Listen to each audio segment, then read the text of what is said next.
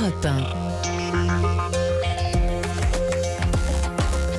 L'heure des experts sur Europe 1. Dans un instant, Nicolas Bouzou pour l'économie. Bonjour Nicolas. Bonjour Dimitri. Vous nous parlerez de ce portrait de Marilyn Monroe vendu près de 200 millions de dollars lundi. Et gageons que le record sera assez rapidement battu vu les océans de liquidités en circulation dans le monde en ce moment. Mais d'abord l'international. Bonjour Vincent Hervouette.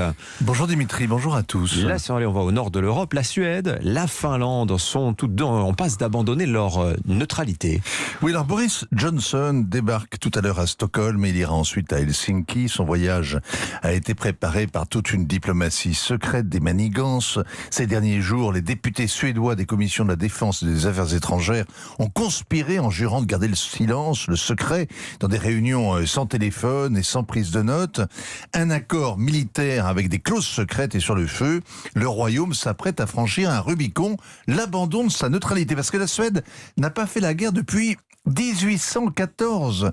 Elle a louvoyé pendant les deux guerres mondiales. Elle a adopté ensuite une stratégie de non-alignement qui fait partie de son identité, comme l'État-providence, Fifi Brin d'Acier ou le groupe ABBA. Et les meubles en kit. Après-demain, le gouvernement et le Parlement suédois publieront leur rapport d'analyse stratégique.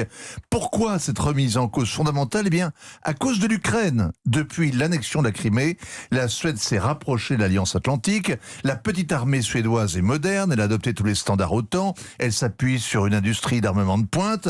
En 8 ans, un partenariat étroit s'est renforcé. L'invasion de l'Ukraine précipite le mouvement. L'opinion publique a basculé. Le Royaume et l'Alliance vivaient déjà en concubinage. Ils s'apprêtent à se marier. Mais alors que vient faire la Grande-Bretagne dans cette affaire ? Eh bien, Bojo est le garçon d'honneur du marié, l'Amérique. Mais il fait encore davantage. Si les Suédois demandent à adhérer, ça va prendre des mois. Ils seront alors vulnérables. Le Kremlin a fulminé ces dernières semaines de multiples avertissements sur les conséquences politiques et militaires d'une adhésion avec l'envoi de renforts, y compris nucléaire en mer Baltique. Grosse erreur, cette gesticulation a renforcé la détermination des Suédois. Ils savent bien que le Kremlin a d'autres chats à fouetter dans le Donbass, mais il n'empêche, on n'est jamais trop prudent. Alors Boris Johnson vient leur offrir une place sous le parapluie nucléaire britannique. Ça montre deux choses. D'abord que ni les Suédois, ni d'ailleurs les Finlandais ne sont convaincus que l'Europe viendrait à leur aide en cas de pépin. L'article 42.7 du traité de Lisbonne prévoit une clause de défense mutuelle, mais ils préfèrent miser sur l'OTAN et en attendant sur la protection provisoire de l'armée britannique. Ensuite, Londres prend ainsi une revanche post-Brexit. Les militaires britanniques et suédois ont l'habitude de s'entraîner ensemble, notamment en manœuvres d'hiver en Laponie. Sans en appeler aux Vikings, ils ont une tradition militaire commune.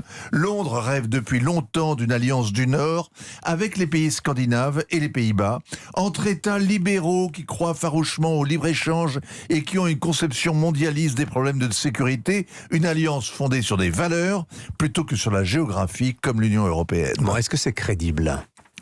La part de vérité, c'est que la guerre en Ukraine a en effet suscité une alliance mondiale des démocraties libérales, avec l'Europe, mais aussi Taïwan, Singapour, le Japon, l'Australie, le Canada, derrière les États-Unis. Parler seulement d'Europe ou d'Occident est donc réducteur. L'autre paradoxe, évidemment, c'est qu'en voulant imposer la neutralité de l'Ukraine, en disant « bas les pattes à l'OTAN », le Kremlin pousse deux pays voisins à abdiquer leur neutralité, et au bout du compte, la frontière entre la Russie et les pays de l'OTAN va augmenter de 1500 km, c'est-à-dire qu'elle va doubler.